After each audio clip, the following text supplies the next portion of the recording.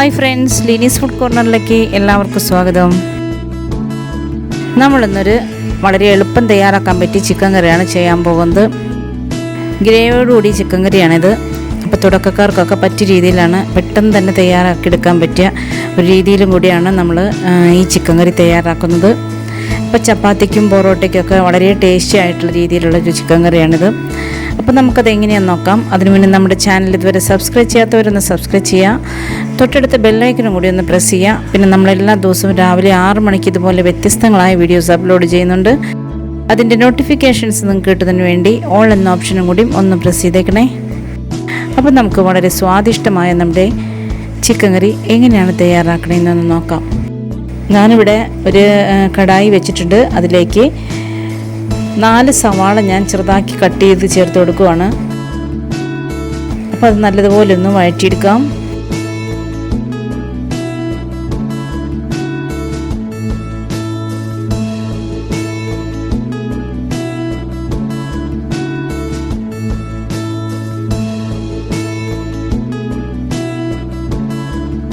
അപ്പോൾ ഇതിലേക്ക് നമുക്ക് 1 സ്പൂൺ ഇഞ്ചി ചതച്ചതിട്ട് കൊടുക്കാം, 1 സ്പൂൺ വെളുത്തുള്ളി ചതച്ചതിട്ട് കൊടുക്കാം, കുറച്ച് വേപ്പില ഇട്ട് കൊടുക്കാം, ഒരു 4 പച്ചമുളക് ഇട്ട് കൊടുക്കാം. എന്നിട്ട് നല്ലതുപോലെ ഒന്ന് മൂപ്പിച്ചെടുക്കാം.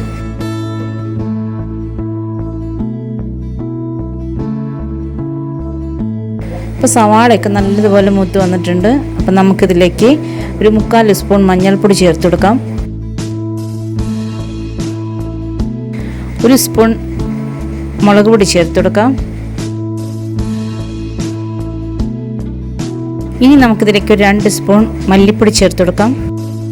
ഒരു 2 സ്പൂൺ ചിക്കൻ മസാലയും കൂടി നമുക്കിതിലേക്ക് ചേർത്ത് കൊടുക്കാം.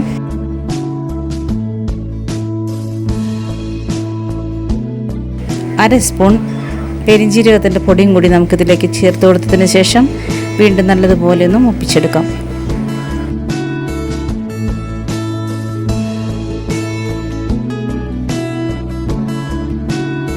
അപ്പം നമ്മുടെ മസാലകളൊക്കെ നല്ലതുപോലെ മൂത്ത് വന്നിട്ടുണ്ട്. ഇതിലേക്ക് നമുക്ക് 2 വലിയ തക്കാളി കട്ട് ചെയ്ത് ഇട്ട് കൊടുക്കാം.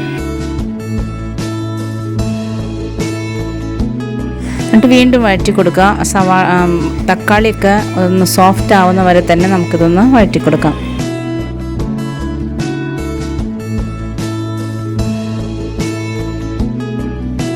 ഇപ്പോൾ തക്കാളിയൊക്കെ നല്ലതുപോലെ സോഫ്റ്റായി വന്നിട്ടുണ്ട്. ഇനി നമുക്ക് ചിക്കൻ ചേർത്ത് കൊടുക്കാം.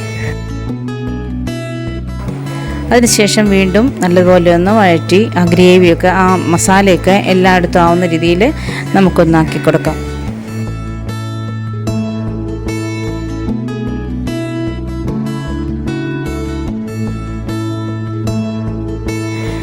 ഇതുപോലെ 5-8 മിനിറ്റ് നമുക്ക് ചിക്കൻ ഇളക്കി കൊടുത്തുകൊണ്ടേയിരിക്കാം.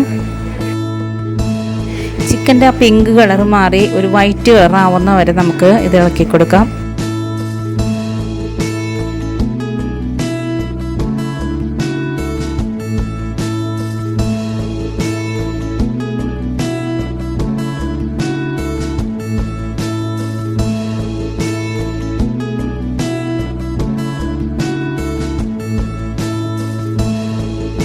ചിക്കനിലേക്ക് ആവശ്യമുള്ള ഉപ്പ് ചേർത്ത് കൊടുക്കാം.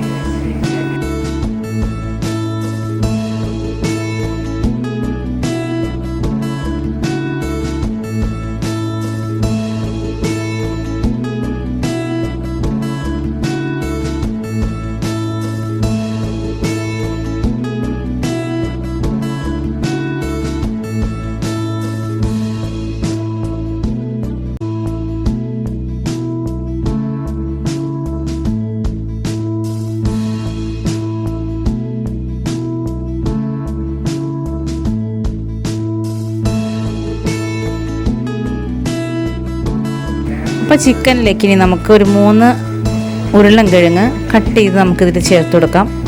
ഒരു ഉരുളൻകിഴങ്ങ് 4 കട്ട് ചെയ്താൽ മതി. നല്ല വലുപ്പമുള്ള പീസായിട്ട് വേണം നമ്മളിതിൽ ചേർത്ത് കൊടുക്കാനായിട്ട്.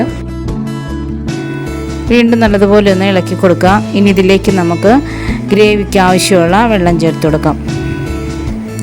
അപ്പം ഞാനിവിടെ 1 കപ്പ് വെള്ളമാണ് ചേർത്തിരിക്കുന്നത്.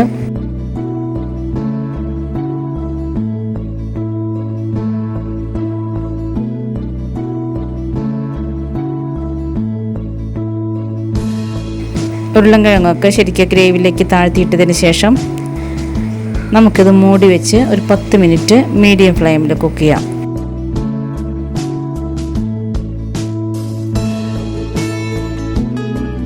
ഇപ്പോൾ 10 മിനിറ്റ് കഴിഞ്ഞിട്ടുണ്ട്. നമ്മുടെ ചിക്കനൊക്കെ വെന്ത് കിട്ടിയിട്ടുണ്ട്.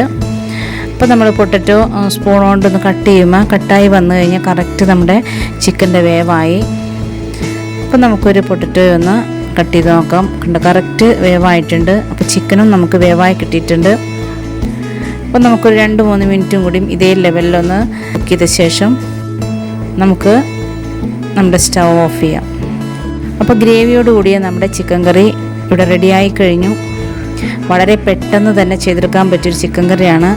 കറി വയ്ക്കാൻ തുടക്കക്കാർക്കൊക്കെ വളരെ പെട്ടെന്ന് നല്ലൊരു അടിപൊളി ചിക്കൻ കറി നമുക്ക് തയ്യാറാക്കിയെടുക്കാനായിട്ട് പറ്റും. അപ്പോൾ ഞാൻ പറഞ്ഞ പോലെ തന്നെ ചപ്പാത്തിക്കും പൊറോട്ടയ്ക്കും ഒക്കെ വളരെ നല്ല ചിക്കൻ കറിയാണിത്. അപ്പോൾ നമ്മുടെ ഇന്നത്തെ റെസിപ്പി എല്ലാവർക്കും ഇഷ്ടപ്പെട്ടെന്ന് ഞാൻ വിശ്വസിക്കുന്നു. ഇഷ്ടപ്പെട്ടാൽ ലൈക്ക് ചെയ്യുക, ഷെയർ ചെയ്യുക, കമൻറ്റ് ചെയ്യുക. പിന്നെ നമ്മുടെ ചാനൽ ഇതുവരെ സബ്സ്ക്രൈബ് ചെയ്തിട്ടില്ലെങ്കിൽ ഒന്ന് സബ്സ്ക്രൈബ് ചെയ്തേക്കാം. അപ്പോൾ നാളെ നമുക്കിതുപോലെ വ്യത്യസ്തമായ മറ്റൊരു വീഡിയോയുമായിട്ട് വീണ്ടും വരാം. Thank you.